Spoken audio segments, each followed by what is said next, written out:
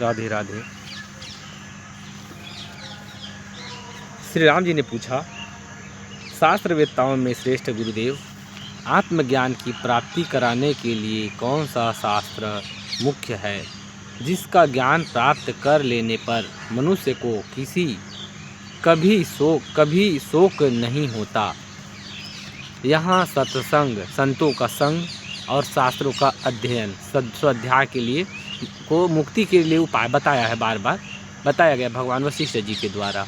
तो भगवान श्री राम जी ने वशिष्ठ जी को कह रहे हैं इसे कौन से शास्त्र सर्वश्रेष्ठ है, ऐसे करके प्रश्न कर रहे हैं, जिसका ज्ञान हो जाने पर कभी शोक अर्थात कोई भी दुख जीवन में नहीं बचता है। श्री वशिष्ठ जी ने कहा, महामते, जिन शास्त्रों में मुख्यतः आत्मज्ञान का ही प्रतिपादन हुआ है, उनमें यह महारामायण नामक शास्त्र ही सबसे श्रेष्ठ और शुभ है। इन उत्तम इतिहास का श्रवण करने से बोध प्राप्त हो जाता है। इसे समस्त इतिहासों का सार कहा जाता है। इस वांग्मय शास्त्र का श्रवण कर लेने पर कभी क्षीण न होने वाली जीवन मुक्ति स्वयं ही प्रकट हो जाती है। इसलिए यही सबकी अपेक्षा अत्यंत पावन है। सभी ग्रंथों के अपेक्षा ये ग्रंथ ब्रह्म ज्ञान प्राप्ति के लिए सबसे अधिक उत्तम और पावन है, ऐसे कह रहे हैं। जैसे स्वप्न आदि के रहते हुए ही यह स्वप्न है, ऐसा ज्ञान हो जाने पर उस स्वप्न के सच्चे होने की भावना नष्ट हो जाती है। कभी स्वप्न देखते हैं, उसमें मैं अपना ही स्वप्न बताऊं। एक बार मैं स्वप्न देख रहा था और मेरे गर्दन को किसी ने काट दिया, पूरा मेरे गर्दन को काट दिया। तो मैं घबरा गया, मैं मर गया करके मैं सोच रहा हूँ, लेकिन फिर भी मैं स्वप्न को देख रहा हूँ, अनुभव हो रहा है, मतलब मैं भी जिंदा हूँ, तभी तो अनुभव कर रहा हूँ कि मैं मर गया हूँ। और मैंने सोचा कि ये तो स्वप्न है, तो मेरा भय जाता रहा। सच्ची घटना है, बचपन की घटना, बहुत बचपन की। पर वही बात कह रहे हैं भगवान वशिष्ठ जी, जैसे स्वप्न में हमें पता चल जाता है कि यह स्वप्न है, तो स्वप्न का भय जाता रहता है। स्वप्न में फिर डर नहीं लगता है, क्योंकि पता चल गया कि यह स्वप्न है, सत्य नहीं है। उसी प्रकार इस शास्त्र का विचार करने से जब यह समझ में आ जाता है कि सारा जगत स्वप्न के समान मिथ्या है, तब यह दृश्य जगत ज्यों का त्यों स्थिर रहने पर भी ज्ञान की दृष्टि में अस्त को प्राप्त होता है। ये जगत तो जैसे कि वैसा रहेगा, परंतु हमारी जो ज्ञान की जो दृष्टि है, जो ज्ञान दृष्टि जो प्रकट हुआ है, उससे यह जगत अत्यंत ही लुप्त और नष्ट हो जाता है। उसमें कोई इसका अस्तित्व नहीं रहता, ये अस्त हो जाता है ये जगत। ऐसे करें, आत्मज्ञान के लिए अपेक्षित जो युक्तियाँ इस शास्त्र में है, वे दूसरे शास्त्रों में भी उपलब्ध होती है। दूसरे शास्त्रों में जो भी आत्मज्ञान के लिए जो युक्तियाँ अर्थात उदाहरण जो है, वो सभी इसमें भी उपलब्ध है, और ये जो इसमें है वो दूसरे में भी उपलब्ध मिलेंगे कुछ उदाहरण। इसलिए विद्वान पुरुष इस महारामायण को संपूर्ण विज्ञान शास्त्र रूपी धन का खजाना मानते हैं। जितने भी शास्त्र है आत्मज्ञान के लिए, उस ज्ञान रूपी जो शास्त्र, जो जितने भी शास्त्र है, वो सब में, इसलिए विद्वान पुरुष इस महारामायण को संपूर्ण विज्ञान शास्त्र रूपी धन का कोष अर्थात खजाना मानते हैं। जो पुरुष प्रतिदिन इस महारामायण का श्रवण करता है, उसमें उत्कृष्ट चमत्कार आ जाता है। जो नित्य योग वासिष्ठ का श्रवण करेंगे, उसमें जो श्रवण करने वाले में उत्कृष्ट मतलब ऊंचा और बहुत ऊंचा और पवित्र चमत्कार आ जाता है।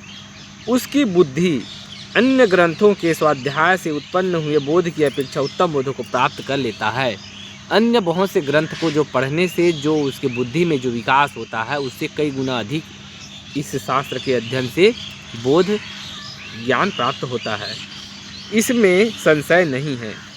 किसी दुष्कर्म के फल का उदय होने के कारण जिसकी इस ग्रंथ में रुचि अथवा श्रद्धा नहीं होती, यदि इस ग्रंथ में योग वासिष्ठ महारामायण में किसी की श्रद्धा नहीं होती, किसी दुष्कर्म के फल की जागृति होने के स्वरूप जिसे यह शास्त्र नहीं रुचता, वह दूसरे किसी ज्ञान प्रधान सत्शास्त्र का विचार करे। जिसको इसमें रुचि नहीं है वो दूसरे अन्य ग्रंथ का विचार करे, इसमें हमको कोई कष्ट नहीं है। जिसको जो अच्छा लगे वो कर सकते हैं, परंतु योग वासिष्ठ आत्मज्ञान प्राप्ति के लिए सर्वश्रेष्ठ डायरेक्ट बताने वाला ये ग्रंथ है। ऐसे कह रहे हैं भगवान वशिष्ठ जी। जैसे उत्तम औषध का पान करने पर स्वयं ही निरोगता प्राप्त हो जाती है, कोई भी रोग का श्रेष्ठ और उत्तम औषधि सेवन करने से वो बीमारी वो रोग दूर हो जाता है। कह रहे उसी तरह इस योग वासिष्ठ महारामायण का श्रवण कर लेने पर जीवन मुक्ति का स्वयं अनुभव होने लगता है।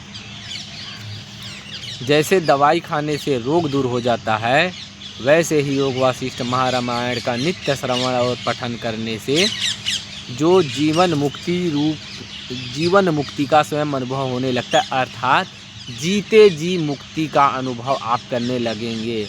आप जीते जी आपको मुक्ति का अनुभव, आपको है नहीं कि मरने के बाद मुक्ति मिलेगा।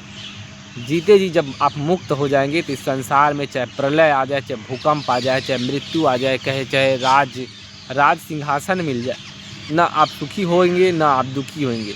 ऊपर जो भी होंगे आप ऊपर से होंगे, लेकिन अंदर में आपको समता हो जाएगा। आपको पता चल जाएगा कि ये दृश्य जगत आपके नज़र में इसका कोई अस्तित्व नहीं रहेगा। एक स्वप्न के समान होगा। जैसे कि स्वप्न में कोई चोर डाकू हत्यारे दिखते हैं, कोई हमें मारने आ रहा है, डर लगता है, हम कोई शेर आ गया, कभी स्वप्न में मेरे को सांप ने डस दिया और मैं डर रहा हूँ, मैं मर जाऊँगा, अब तो मैं कुछ समय में मर जाऊँगा। परंतु हमको पता चल जाता है कि ये तो स्वप्न है, वास्तविक में तो मैं नहीं हूँ, मैं तो आराम से सो रहा हूँ बिस्तर में।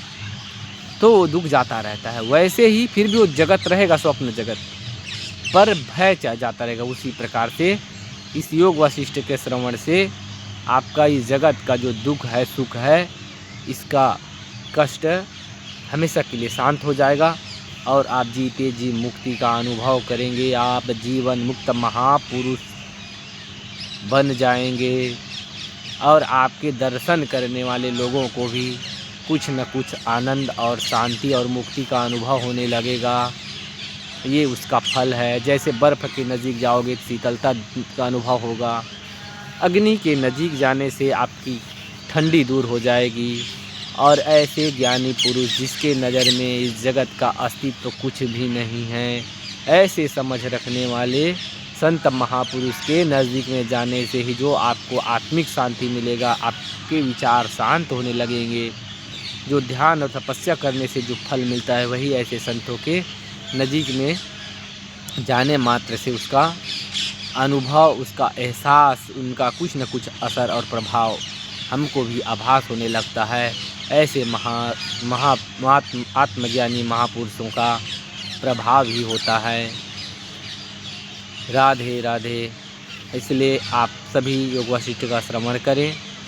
मैं शॉर्टकट में छोटा छोटा क्लिप ले रहा हूँ, थोड़ा थोड़ा समझ में आने लगेगा तो फिर श्रवण करने में भी अच्छा लगेगा, मन लगने लगेगा। आने वाले समय बहुत खूबसूरत, बहुत इंटरेस्टिंग, मज़ेदार उदाहरण, कहानी के माध्यम से, उदाहरण के माध्यम से आत्मज्ञान को समझाने के लिए भगवान वशिष्ठ जी बता रहे हैं। और ऐसे ऐसे रोचक आनंददायक कहानियाँ आएंगे, आपको आनंद ही आनंद आएगा। अभी ये शुरुआत है, थोड़ा सी प्रतीक्षा करके देखते रहें और दूसरों को भी शेयर करें। राधे राधे। जय जय श्री राधे।